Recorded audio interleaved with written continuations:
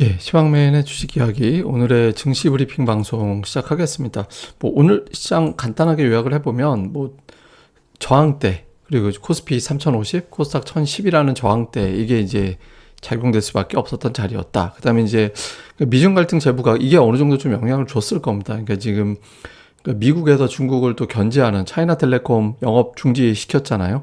그래서 오늘 중화권 증시가 밀렸는데 옐런하고 류호하고 이제 통화했는데 갑자기 왜 저러지? 이게 제가 보기에는 아마도 협상을 결국에는 할 거고 협상하는 과정에서 좀 유리한 국면을 만들어내기 위한 조치일 수도 있고 또는 이제 그게 아니라 그냥 아예 지금은 이제 아직까지는 구체적인 어떤 협상이라든가 이런 거 내용 없이 그냥 신경전을 벌이는 단계가 조금 더 이어지는가 보다 이 정도로 해석될 수도 있을 겁니다. 근데 어쨌든 미중 갈등이 부각되는 것 자체가 투자자들에게는 좀 부담을 주는 그런 사안이 됐고 그 다음에 이제 국내 코로나 확진자가 다시 2,000명 근처까지 늘어난 거, 그러니까 이제 줄은 게 아니라 늘어나면서 이게 위드 코로나 기대감이 조금 주춤거리는 그런 상황이 됐죠. 이 부분들도 영향을 좀 줬을 겁니다.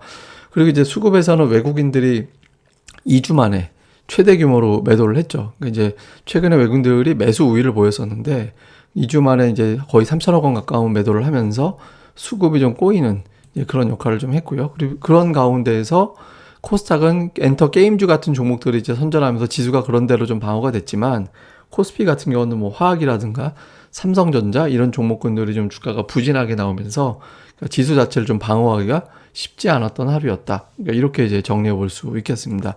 차트로 보면 제가 계속 3050포인트를 계속 강조드리고 있잖아요. 그 선이 중요한 변곡이 될 거다. 그걸 돌파하느냐, 그거 맞고 떨어지느냐. 그러니까 이게 되게 중요한 위치인데 일단 맞고 떨어진 꼴이 됐죠. 그러니까 지금 3050을 계속 고점으로 두는 그런 형태가 되고 있거든요. 그러니까 이걸 이제 돌파해 주려면 삼성전자가 하루 좀 이제 시원스럽게 좀 올라가주는 그런 움직임이 나와줘야 되거든요. 그래서 삼성전자의 흐름 올라간다라는 전제도 외국인들이 매수한다라는 게 되잖아요. 그래서 그 흐름이 나오기 전까지는 투자들이 지금 되게 좁게 있죠. 그러니까 21선과 이제 241선 사이에 갇혀 있는데 여기서 너무 오래 걸리면 밑으로 뚝 떨어지는 경우가 생길 확률이 더 높아지거든요. 그러니까 이게 여기서 자꾸 이렇게 헤매고 있는 것보다는 좀 빠른 시일 내에 좀 돌파하는 게 보통 이런 기술적 흐름에서는 좀 중요하다라고 볼 수 있습니다. 그래서 조금 이제 좀 주목을 해봐야 될 거고요. 그다음에 코스닥도 마찬가지로 1010. 예, 제가 이제 1010이 되게 중요한 기준선, 그러니까 121선이 위치하기도 한 그 선이죠. 그러니까 그 선에서 이틀 연속해서 이제 좀 맞고 떨어지는, 그나마 이제 코스닥은 이제 시가총액 비중이 좀 되는 게임주라든가 엔터주들이 선전을 해서 지수 자체는 그렇게 크게 밀리진 않았다. 그렇지만 121선에서 역시 여기도 막혀 있는, 그러니까 아래는 21선, 위로는 121선 여기에 갇혀 있습니다. 여기서 일주일 이상 끌면 좀 오히려 안 좋을 수 있어서 이제 좀 매수세가 들어와서 좀 해내는 힘을 보여주는 게 되게 중요하겠죠. 그 다음에 이제 매매 동향으로 보면 외국인들이 3천억 원 가까이 팔았고 코스닥도 700억 정도 팔았는데 코스닥은 매도가 많이 줄었습니다. 그러니까 장중에 1,000억 원 이상 매도했다가 이제 매도 규모가 좀 줄었고 기관은 코스닥 쪽에서 매도로 출발했다가 오후 들어서는 이제 매수로 바뀌었고 특히 이제 연기금 쪽에서 매수가 많이 들어왔거든요. 그래서 코스닥이 이제 막판에 지수가 어느 정도 방어되는 데는 이제 기관의 역할도 어느 정도 이제 컸다 이렇게 볼 수 있겠고요.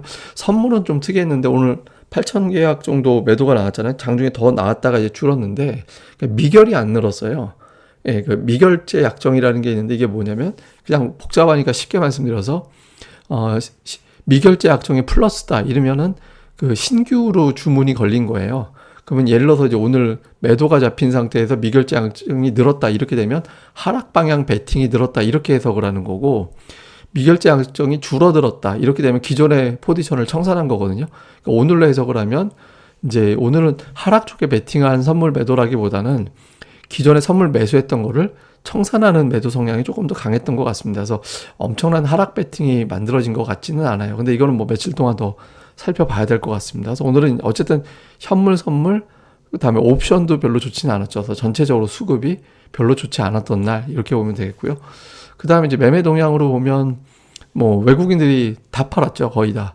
그러니까 운송 장비와 서비스 업종 정도 샀고 기관도 역시 대부분 팔았는데 운송 장비 서비스 역시 매수했고 그 외에 이제 은행, 의약품, 기계 이런 것들 좀 선별적으로 매수. 그러니까 약속에 조금 지수를 끌어다 줄 만한 그리고 이제 소재 쪽이 됐든 전기전자가 됐든 좀 묵직한 종목들은 거의 다 매도를 해서 지수가 오늘 구조적으로 좀 올라가기는 어려웠던 날이었다. 이렇게 볼 수 있겠습니다. 그다음에 이제 코스닥 쪽을 보면 기관이 오늘 모처럼 매수를 많이 했잖아요. 근데 기관의 매수에 대부분이 여기 보시면 디지털 콘텐츠, 특히 이제 연기금 쪽에서 들어왔거든요. 저 디지털 콘텐츠가 게임 쪽이에요. 네, 게임주를 오늘 기관 쪽에서 집중적으로 매수했고, 그러면서 이제 몇몇 종목들이 크게 이제 강세를 보였던 게 이제 오늘 특징이었던 것 같습니다. 그래서 수급의 특징은 이런 어떤 모습을 보였다라는 건데, 그러니까 수급 보면서 연상이 되는 게 이제 최근에 종목들이 되게 세잖아요. 보면 몇몇 종목군들이 그 게임주하고 이제 엔터가 되게 센데, 이게 SM 보면 뭐 전형적인 어떤 대시세 유형의 종목이 되고 있잖아요. 이게 되게 패턴이 크게 양봉 하나 뿜고 쭉 빠졌다가 또 양봉 쭉쭉 뿜고 쭉 빠졌다가, 그러니까 조정은 막 거의 한 2, 3주 나왔다가 불과 2, 3일 사이에 그 고점을 돌파하는 그런 패턴이 반복되고 있거든요. 그러니까 굉장히 묵직한 돈이 들어올 때 저런 유형이 나오거든요. 그러니까 이런 패턴 나올 때 되게 주의 깊게 볼 필요가 있어요. 그러니까 빠졌는데 기간도 오래 걸렸는데 양봉 간단하게 몇 개로 저걸 다 뒤집어 버릴 정도면은 그 물량 단속이 굉장히 잘 돼 있다, 보통 그렇게 해석을 하기도 하거든요. 물론 이제 SM이라는 종목은 이제 지분 매각 변수가 있어서 더 유난하게 움직인 측면도 있습니다만은, 그러니까 엔터주가 전체적으로 좀 강했잖아요. 게임주도 그랬고. 근데 이게 실적을 보면 최근에 좀 올라갈 만은 했다라는 게 이제 예상은 되죠. 그러니까 올해하고 내년도 보면 작년도는 코로나 때문에 워낙들 다 안 좋아서 SM, JYP, YG엔터 이게 이제 올해는 다 예상치긴 합니다. 근데 보면 올해가 작년도 대비 뭐 엄청나게 이제 영업이익은 뭐 10배 넘게 증가하는 SM 같은 경우는 이제 그렇게 됐잖아요. 그리고 내년도를 봐도 거의 한 40% 정도 이제 영업이익 증가하는 걸로 잡히고 있고, JYP도 그 정도 나오고 있고, YG엔터 같은 경우도 이제 한 30% 정도 이익의 증가. 그러니까 계속해서 증가되는 쪽으로, 특히 이제 중국이라든가 이런 쪽에서 한한령이 풀릴 수 있지 않을까, 이런 기대감 같은 거, 그다음에 해외 공연 수익이라든가 이런 것들이 나오면 아무래도 좀 규모가 달라질 수 있잖아요. 그러니까 실적이 올라간다라는 전망이 신뢰할 만하다. 예, 그래서 이제 여기에 대한 어떤 매수 집중도가 좀 높은 것 같아요. 그러니까 대부분 기업들이 실적 전망치가 올해보다 내년이 낫다라고 잡히긴 하는데, 그러니까 엔터 쪽 같은 경우는 특별하게 더 예상되는 실적 전망치가 더 신뢰감이 높은 것 같다, 이렇게 보는 것 같아요. 그다음에 게임주들도 보면 그 작년도는 이제 코로나 국면이라서 게임주들이 또 환경이 또 괜찮았다라는 평가가 나오고 있잖아요. 그래서 작년도는 작년도인데, 그러니까 올해 같은 경우를 이제 놓고 본다라면 종목들이 작년도보다 이렇게 좋았다라고 하기는 어중간하거든요. 그러니까 게임빌이나 컴투스 같은 경우 보면 어중간한데, 그러니까 내년도부터는 다시 증가되는 사이클로 간다. 게임빌이 올해 대비 내년도 그러니까 이제 이익 증가 전망되는 게 거의 한 50% 정도 되죠. 그다음에 이제 컴투스 같은 경우도 거의 100 가까이 예상되는 흐름이 되잖아요.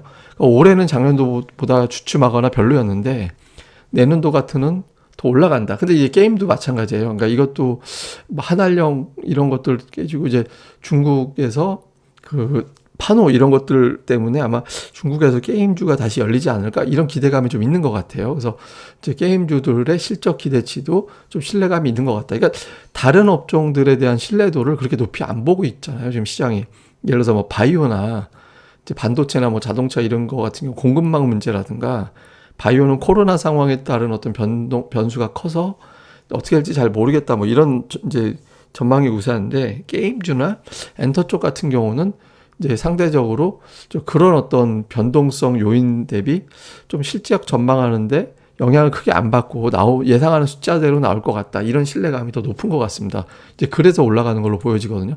사실 다른 쪽 종목군들이 내년도 전망치가 그렇게 나쁘지 않아요. 예를 들어서 셀트리온도 올해 대비, 그러니까 올해는 뭐 작년도 대비 크게 올라가는 게 없으니까. 근데 이제 그래서 작년도에 이제 주가는 좋았겠죠. 근데 내년도 같은 경우는 이제 이익이 좀 증가될 걸로 예상을 하고 있고, 통신 장비, 에이스테크 같은 경우는 뭐 증권사별로 보면 내년도에 뭐 어마어마하게 이익이 급증한다, 이렇게 이제 전망하고 있잖아요. 그리고 이제 뭐 반도체 장비 같은 경우 유진테크를 제가 예로 뽑았습니다만, 이제 몇몇 종목군들, 일부 종목들은 이제 내년도 별거 아니다라고 분석되는 종목도 있지만, 상당히 많은 종목들은 유진테크만 해도 내년도에 이익이 한 50%, 매출도 그 정도 증가될 걸로 전망이 되잖아요. 근데 앞서 말씀드린 대로 신뢰도의 문제 같아요.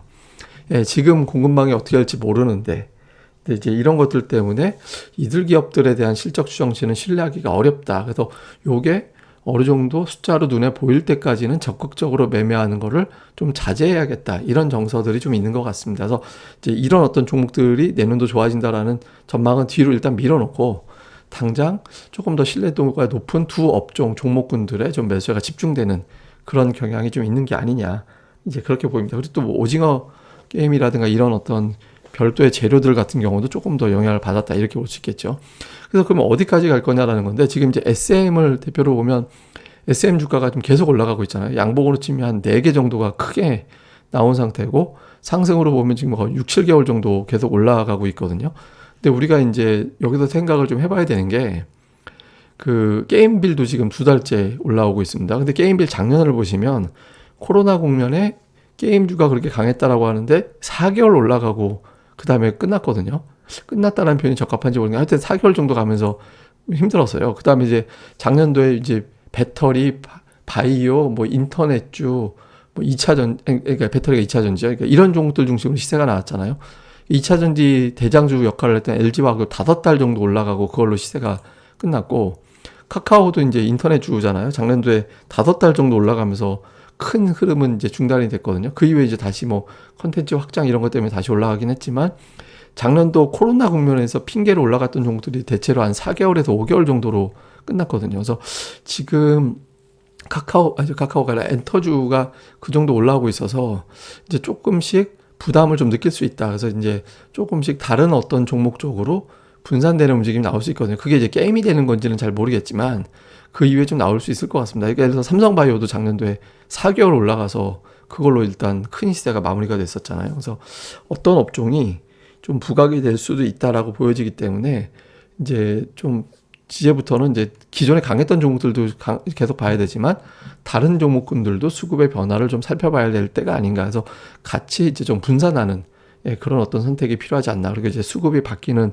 종목들에 대한 집중도도 좀 필요하다. 이 정도로 보시면 되겠습니다. 자, 시장 포인트로 넘어와서 보면 삼성전자가 7만 원대 지지가 될 거냐. 지금 그 근처로 다시 또 와버렸잖아요.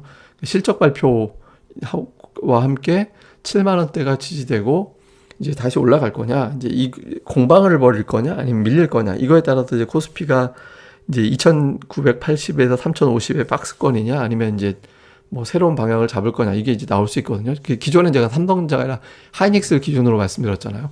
이제는 삼성전자, 하이닉스가 실적이 노출이 됐으니까 그쪽으로 봐야 돼. 삼성전자도 잠정 실적이 나왔지만 이제 그 공식적인 실적 나오면 또 여러 가지 이야기를 할 거거든요. 그거 하나가 있고 또 하나는 뭐냐면 지금 투자들은 테이퍼링을 겁내하지 한다라기보다는 금리하고 더해지는 거를 되게 걱정하는 거잖아요. 그러니까 테이퍼링이 시행이 된과 동시에 금리 인상까지 겹치는 상황 이거를 걱정하고 있는 거죠.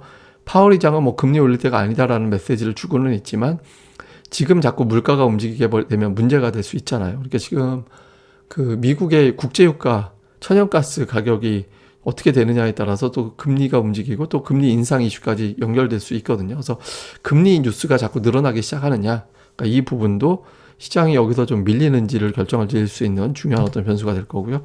그 다음에 이제 그 기관 외국인들의 집중적인 종목군들. 그러니까 오늘 같은 경우는 기관이 또 게임주를 갑자기 집중하는 그런 모습을 보였잖아요. 그러니까 이게 이제 일관되게 계속 들어갈 수도 있고 또 이제 다른 쪽으로 택해서 갈 수도 있거든요. 그러니까 지금 엔터가 조금씩 이제 좀 버거울 수 있는 위치, 여기서 이제 또는 다른 종목으로 분산될 수 있는 이제 시점 이런 걸 감안해 볼 때 이제 조금씩 한두 개 정도는 더 올라갈 수 있다라고 보여져서 어떤 쪽으로 집중이 되는지 요거를 좀 볼 필요가 있습니다. 그래서 저는 당분간은 뭐 종목 장세는 조금 더 계속 이어질 수 있다라고 보거든요. 지금 뭐 가격 부담이 없는 종목들이 워낙 많기 때문에 그러니까 종목 장세가 계속 이어질 거다. 대신 이제 업종별로 수익률 편차가 되게 심할 수 있다라고 보여져서 그러니까 이럴 때 이제 업종별 선택이 굉장히 중요한 어떤 이제 수익의 차이를 낼 수밖에 없는 그런 구조거든요. 그래서 이제 기관 외국인들의 집중 종목군들 여기도 계속해서 좀 몰입을 하시는 게 중요할 것 같습니다.